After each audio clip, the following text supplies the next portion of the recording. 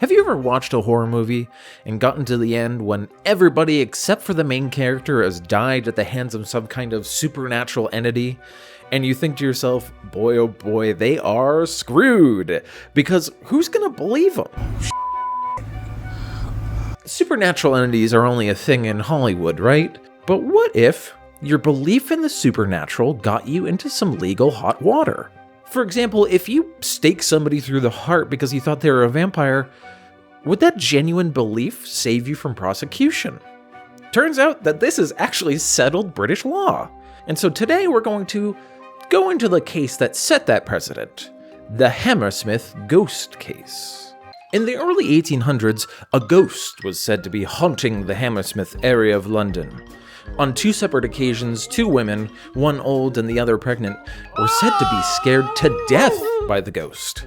Similarly, a brewer's assistant named Thomas Groom was strangled by the ghost while he was walking through the graveyard, though he survived.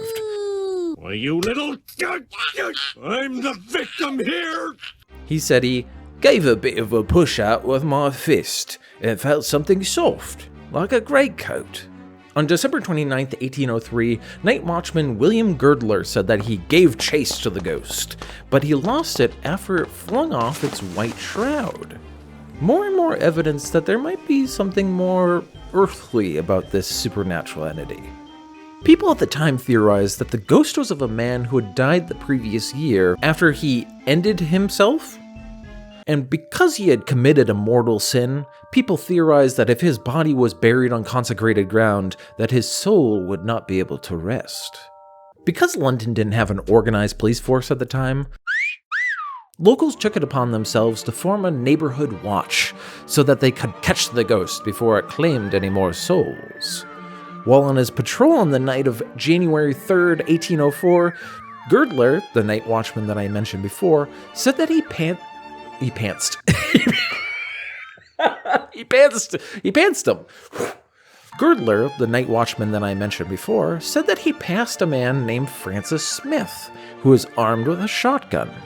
He told Smith that once he was done calling the hour, he would join back up with them and they could catch the ghost together.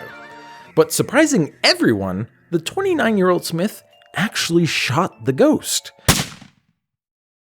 Or at least he thought he did before realizing he made a big mistake. A bricklayer named Thomas Millwood had been walking along in his white uniform before encountering Smith and subsequently being shot. Millwood's wife had even warned the bricklayer not to go out dressed like that because of the whole ghost panic, and on account that he had already been confused for the ghost on two separate occasions before, but he pushed her worries aside and went out anyway. Smith had been arrested and charged for the murder of Millwood.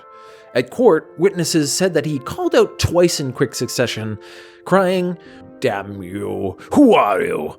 What are you? Damn you! I will shoot you!" He didn't wait for a response before firing his weapon at Millwood. The jury had sympathy for Smith and wanted to reduce his sentence down to manslaughter, but the court wouldn't accept this. They wanted him to either be guilty or not guilty. There was no in between. And accordingly, Lord Chief Baron Archibald MacDonald, who was the Chief Justice of the case, informed the jury that, quote, "I should betray my duty and injure the public security if I did not persist in asserting that this is a clear case of murder, if the facts be proved to your satisfaction. All killing, whatever amounts to murder, unless justified by the law or in self-defense. In cases of some involuntary acts or some sufficiently violent provocation, it becomes manslaughter. Not one of these circumstances occurred here." Meaning that, foregoing the whole ghost business, this was a clear-cut case of a guy walking to the street and shooting another man in the face who was just minding his own business. Millwood hadn't attacked or provoked Smith, nor did Smith try to capture the ghost by any other methods. And moreover, dressing up as a ghost and scaring people is a misdemeanor. It's not a capital offense. After reconvening, the jury found Smith guilty and sentenced him to death. But on appeal to the Crown, this was commuted down to 1 year of hard labor. But this forever enshrined the fact that just because you have a mistaken belief doesn't mean that you could commit a crime based on that and get acquitted. But what about the ghost? It turns out that it was a hoax perpetrated by a shoemaker named John Graham, who wanted to get back at one of his apprentices for telling his kids ghost stories, which feels like the pettiest reason to do this kind of prank. And in that quest, he became a famous ghost story himself. If you enjoyed this little legal ghost drama, then remember to like, comment, and subscribe for more. I'm gonna have bigger videos out. I'm gonna have better videos out. I got the best videos you've ever seen in your life. Listen, whack the top of this video. See how sturdy that is? The wheels ain't gonna fall off this video. That's... And I shall say that this video is...